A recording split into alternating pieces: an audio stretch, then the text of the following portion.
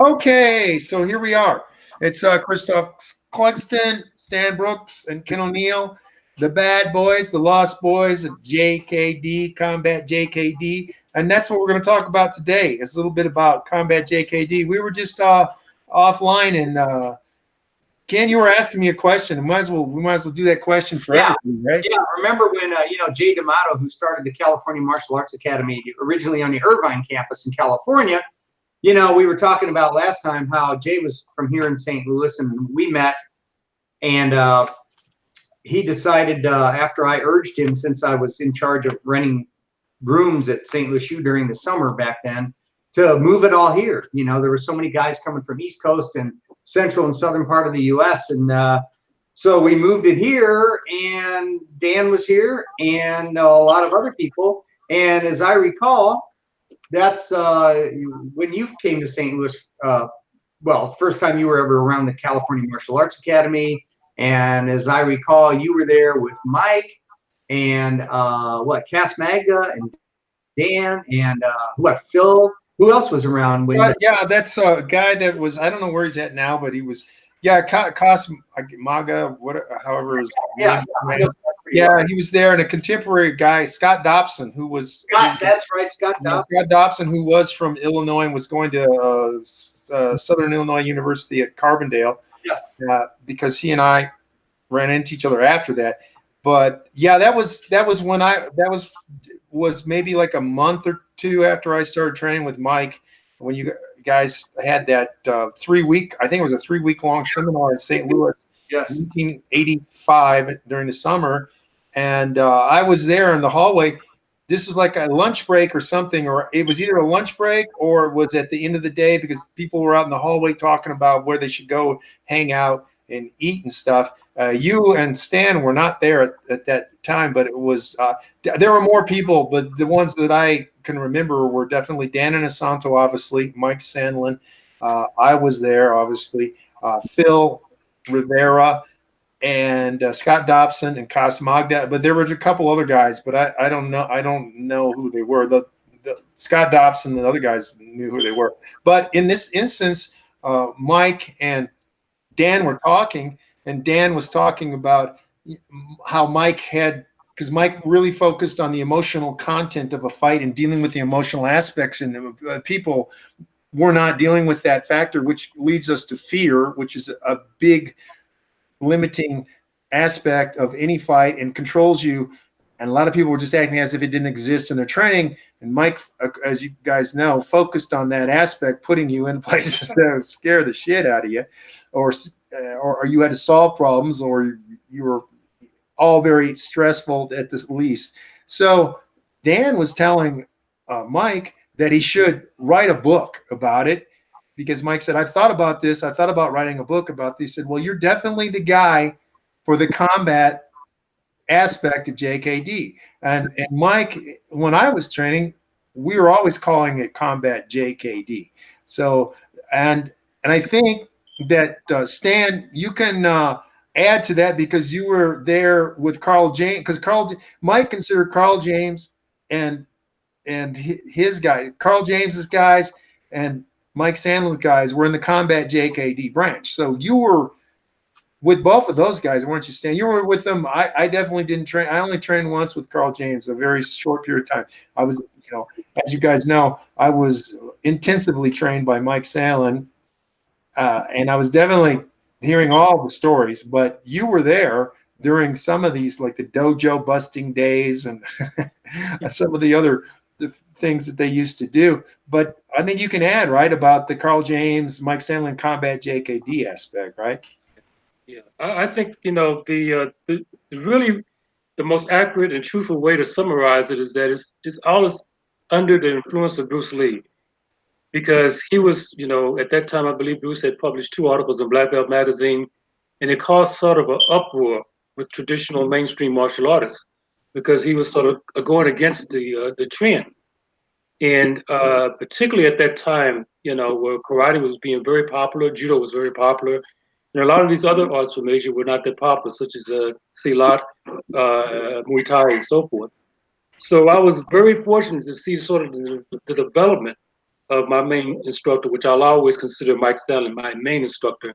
That is before call and then after call, because basically our call served as a medium by which the influence of Bruce Lee's technology, as given to Guru Dhanasano, actually elevated Mike's attributes, because Mike had already been a successful and a formidable street fighter even before the technology of Bruce's on. But after that, it just took him to about the 2 to 3 levels higher. So I was very fortunate to see that kind of evolution and development in terms of, before call, during call, after call, and so forth. But again, I always attribute everything as directly being under the influence of Sigurd Bruce Lee. And people have their own interpretation. We have our own application. So I think when we get together later on this year, among the 3 of us, we're going to really showcase something that's very profound and very important. That is, each person, because of their life journey, will have their own individual experiences to share. And put together, I think we're going to make a very good whole. We're going to come together and make a new whole, I would say, perspective. We'll put pieces together, so to speak. So this is the reunion, the rebirth of the Combat JKD group, as taught from Mike Sallin. Yeah, that kind of leads us to Ken, because Ken, you were Mike always said, there's a white guy who can fight. So what was your take on the whole aspect of the Combat JKD, whatever vibe? I guess vibe's the best word for us. It's funny because I don't even remember that phrase being really thrown around. I don't know. I guess it just wasn't that important or something. I don't even remember that. Of course, I get older every year. That's bound to happen anyway. But no. But to me, it was always obvious that the way we were training and the things that we were doing, especially the way Mike did stuff, and Stan and I've talked about this 100 times. I mean, he would approach everybody differently. I've mentioned this to both of you guys before, and Stan knows this, but Stan was around a lot of times when I was with Mike, but there were some times he wasn't. And I even think Mike treated me different when Stan wasn't there. But Mike was very much about, with me, it was kind of really psychological. A lot of it was very much about being in scenarios, Yeah, I know all you do. Everybody went through that. He was creating situations. It's like, well, if you're in this situation, then all of a sudden we're standing behind his apartment and there's like 9 guys standing there, and they're coming in, and it's a tight circle. And I remember being with Ed Schell, and remember Ed, Stan? And yeah, over at Mike's, and Ed came over, and I think Ed soiled his britches during that whole thing. That might have been the one and only time he was ever even around Mike. But the point being that in my mind, it was clear that I could tell that this was JKD, even though I was new to what that meant at the time. I was deeply studying and reading and learning what I could, but I could see that what we were doing was so different than what you see that Bruce was doing in movies. And because let's think about when we're talking, back in the 70s, right? So it wasn't a common knowledge then of what Bruce did in his personal style and how different that was from what he did for movies. I mean, that information wasn't as well known to most of us back in those days. But what was obvious is I could see what Mike was training us to do and how he would instruct Stan to drill me when we were training together, and see how different that was from the stuff that I saw that Bruce was doing. It was obvious to me that our stuff was really meant to be, above all else, super efficient, economical, explosive, spontaneous combat application.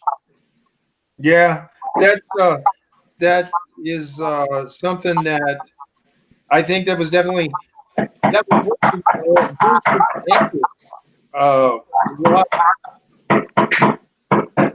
we're getting some hammering there. Yeah, sorry, that's the people upstairs. Sorry, they may be putting up a picture. Yeah, okay. So anyway, what I was saying was that Bruce was definitely trying to create something that he considered scientific street fighting. But if you read the book by Proley, which is the best book on Bruce Lee, it's the most accurate and doesn't try to present him in any special light. It doesn't have any vested interest, really. The factor was he had some fights, but he didn't have anywhere near as what Mike Sandlin was doing. I mean, Mike Sandlin was testing it out. That right there was a laboratory, as like people like to say. Mike was in the laboratory, and he was using things and creating things and changing things. If it wasn't efficient, productive, and quick, he got rid of it. And there was a massive evolution, and people thought Bruce Lee was evolving things. I'll tell you, during wartime, everybody evolves their technology. Everything goes up. The metal industry, the surgery, plastic surgery evolved from World War I because of the injuries and stuff. All these things happen when you're under enormous stress and you got to perform. And Mike was out there in the streets of East St. Louis performing. So he really brought the level and standard up. And Carl James recognized that, and Dan Inosanto obviously recognized that in that hallway when I was there. That was just one time. I heard about other times of him giving accolades to Mike Sandlin, and some other people who had never really met Mike knew about Mike that I talked to. They were like, well, that guy's serious, right? And I say, yeah, obviously he's very serious. But that's what Bruce wanted to do. The movie version was him making money and a persona and an extension of his ego. But the realistic stuff that he was doing was not that. And everyone will tell you that. Dan Inosanto will be one of the first guys to tell you that. There's movie JKD, and then there's the real JKD. And that is always combat JKD. And when I first came out with that, the guys in the JKD community, which we've talked about, was splintered already, but they were saying combat JKD, isn't that redundant? It's like, no, because we were training completely differently than anyone else, and we had higher standards, and we had to do it. That was the thing with Mike Sandlin. Like, that's why there's only 3 of us. That there were 4, but one guy has died, so there's 3 of us left in the combat JKD as instructors. Not counting Mike Sandlin. Mike Sandlin hasn't taught anybody in a long time. And strangely, I was the last person to get his accreditation so that I could teach. So the thing is that we went through a crucible. We went through a lot, and we had to perform. I mean, none of us got here without having to be able to prove that we could fight. I mean, that was the thing. Now, all of us have different personalities, and we've taken it different ways since the time. He always considered Stan a technical guy, and he considered, and this is what I know from what Mike's profiling of you guys was, and that is that Ken was the guy who was willing to fight. He wasn't a hothead, but he was willing to fight, and that he knew his stuff. That's what I got all the time, because when I was, like I said, intensively trained. And so the thing is that a lot of people didn't realize this about combat JKD, and it took a long time to reconnect with you guys. I mean, it's taken a long time, because when I came out, you guys were in a different phase, your teaching aspects, and you're going on different paths. And basically, I think Ken was getting sick of running a commercial martial arts school, because there's a lot involved in that. Yeah. Let me say something about that. That's the thing. See, this is what I wanted to bring out in this short talk tonight. Is this? It's like, and this is kind of the point of where we're going here. As we know, we're getting close to being able to announce a really epic event that kind of will showcase the legacy from combat JKD. But what I wanted to say about this, you think about the 3 of us, right? And really, I don't know how he did this, or if it's just me on my path, but somehow Mike embedded deeply into my psyche the whole conceptual framework of JKD, so much so that I was consciously wrestling the whole time at CMAA when we started adding more and more and more and more Filipino martial arts and starting to do Penjak. And I started having a real hard time with that, because I felt like I thought it was really cool and this and that, and I thought it was interesting, but at the same time, I started to really move away from it. I said, we're not peeling away the layers of the onion, we're adding on. And I had no interest in adding on. I was really in the reductionist mentality of I want to keep creating my own way that works for me and my body. And I finally said, you know what? I don't care anymore about all that. I feel like I became more true to really what we were taught. When I stepped away, we got down to very basic techniques that I preferred from Rakiti Tertius, some of the basic knife work. I trained my butt off with Ron and his guys, and that's when my own way really started to come together. And I will admit that I won't say that I went down and sat down on the landing a lot looking for fights, but I went down on the landing a lot in those days, hopping the bars down there, knowing that it could happen. And funny how that works. It happened quite often. And it was during, and you know, it's kind of funny, when you're intensely focused on something, and you're training every day, and you're teaching everybody, and you're in good shape, and you're really full of energy, it's amazing how easily you attract problems when you get out on the street and get involved, you know. And I knew consciously in me, I wanted to test things in an unpredictable environment. And I never started anything, but I will admit that I know I put myself in situations during those years to find out, to make sure. And there were quite a few instances. So, you know, just the point being, I've never been able to even be interested in losing that focus, you know. Yeah, I told my guys, okay, we're immersing in system. I says, but it's still JKD, because I have no interest in becoming a system again. I want to take what's useful, because there are many things that these guys are doing that I don't see anybody else doing, and that becomes part of my JKD. You know, just like I did with Aiki Jiu-Jitsu and Aikido and Brazilian Jiu-Jitsu and other things that I am with myself in to create my style, and that's been my way ever since. And that's all comes from this core philosophy. So the three of us have that.